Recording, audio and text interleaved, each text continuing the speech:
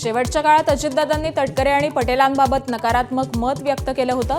ABP माझाच्या coffee with Kaushik पॉडकास्टमध्ये रोहित पवारांचा मोठा दावा केल्यानंतर पक्ष ताब्यात घेण्याचाही प्रयत्न केल्याचा आरोप.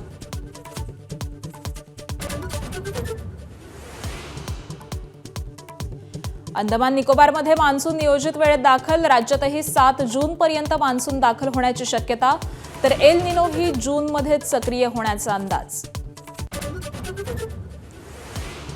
मराठा कुणबी प्रमाणपत्रांसाठी मनोज जरांगेंचं 30 मे पासून पुन्हा उपोषण. आरक्षणाच्या निर्णयाची तात्काळ अंमलबजावणी करण्याची मागणी, तर जरांगेंशी चर्चा करण्याची सरकारची भूमिका.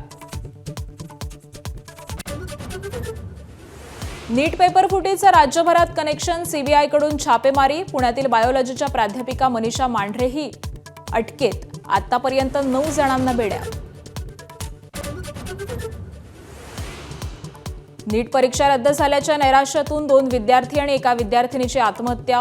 दिल्ली, राजस्थान आणि गोव्यातल्या विद्यार्थ्यांनी उचललं टोकाचं पाऊल.